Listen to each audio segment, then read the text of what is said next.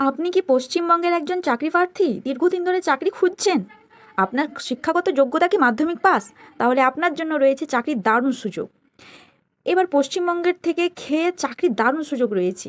রাজ্যের অধীনে চাকরি করে মাসিক ভালো টাকা আয় করার সুযোগ রয়েছে আপনার হাতে। শুধুমাত্র মাধ্যমিক পাস যোগ্যতা থাকলে এক্ষেত্রে আবেদন করা যাবে। সবথেকে ভালো কথা হলো, এক্ষেত্রে কোনো লিখিত পরীক্ষাও দিতে হবে না। এত বড় সুযোগ হাতছাড়া না করে এখনই আমি যেই ভিডিওতে বলছি সেগুলো মন দিয়ে শুনুন। আপনি যদি পশ্চিমবঙ্গের বাসিন্দা হয়ে থাকেন এবং নিজের এলাকায় চাকরি করতে ইচ্ছুক হন, তাহলে আপনার জন্য আজকের এই প্রতিবেদনটি। কেননা এবারে ভারতীয় পোস্ট অফিস করতে পশ্চিমবঙ্গের জেলায় জেলায় কর্মী নিয়োগ বিজ্ঞপ্তি প্রকাশ করা হয়েছে। অল্প সময়ের মাধ্যমে এর আবেদন প্রক্রিয়া সমাপ্ত হয়ে যাবে।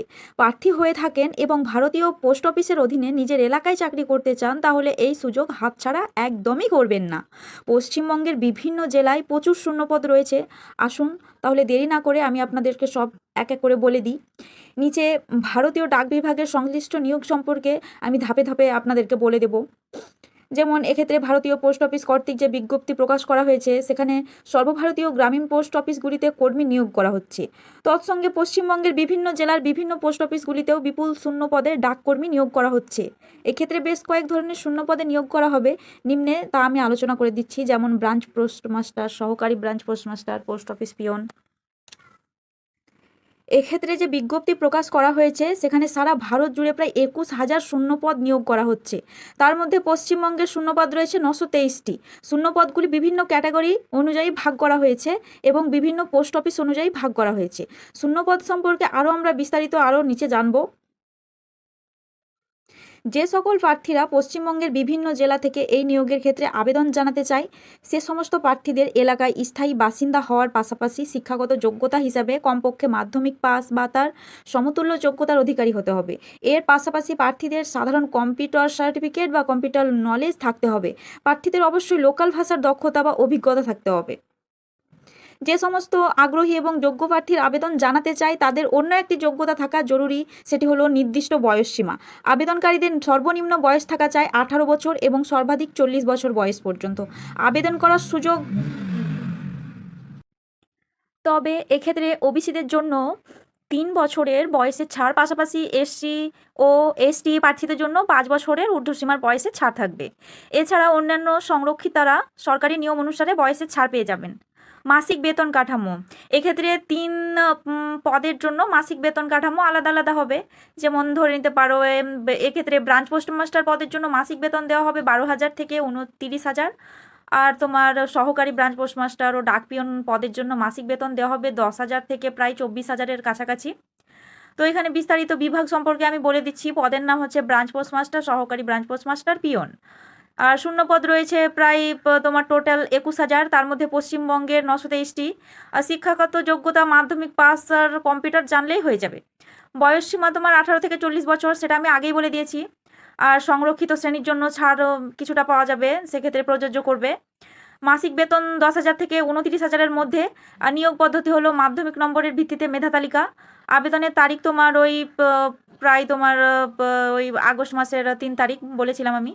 যে সমস্ত প্রার্থীরা পোস্ট অফিসের নিয়োগের ক্ষেত্রে আবেদন জানাতে আগ্রহী, সে সমস্ত প্রার্থীদের অনলাইনের মাধ্যমে আবেদন ফর্ম ফিল আপ করতে হবে। নিচে স্টেপ বাই স্টেপ আবেদন পদ্ধতি সম্পর্কে আলোচনা করব। প্রথমে পোস্ট অফিসের অফিসিয়াল ওয়েবসাইট ভিজিট করতে হবে। এরপর প্রার্থীদের সংশ্লিষ্ট আবেদন লিঙ্কে ক্লিক করে রেজিস্ট্রেশন করে নিতে হবে, যেখানে বৈধ মোবাইল নাম্বার এবং ইমেল অ্যাড্রেস থাকা একান্তই জরুরি। এরপর রেজিস্ট্রেশন নাম্বার ও পাসওয়ার্ড দিয়ে লগ ইন করে পুরো ফর্ম ফিল আপ প্রক্রিয়া শুরু করতে হবে। ফর্ম ফিল আপ চলাকালীন জরুরি সমস্ত তথ্য পূরণ করতে হবে। নির্দেশ মতো কিছু জরুরি ডকুমেন্টস এবং তার সাথে পাসপোর্ট সাইজের ছবি এবং সিগনেচার আপলোড করতে হবে। এরপর প্রার্থীদের জন্য ক্যাটাগরি অনুযায়ী আবেদন মূল্য জমা করতে হবে।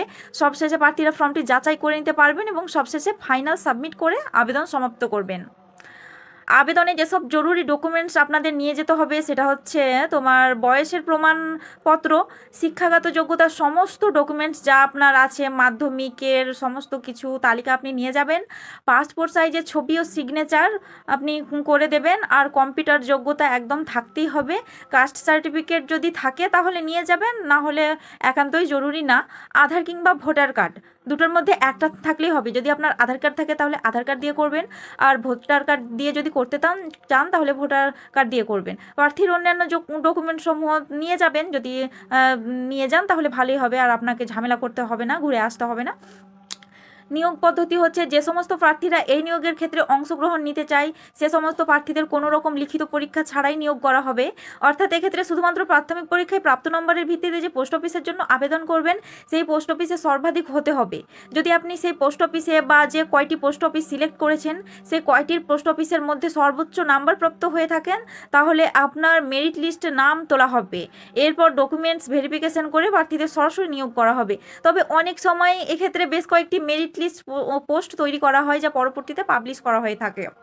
আবেদনের তারিখ হচ্ছে তোমার বললাম আগে যে 2025-এ এই সালেই, মানে 3 আগস্ট আপনারা আবেদন তার আগেই করে নেবেন, না হলে অনেকটা দেরি হয়ে যাবে, তখন আর পাবেন না।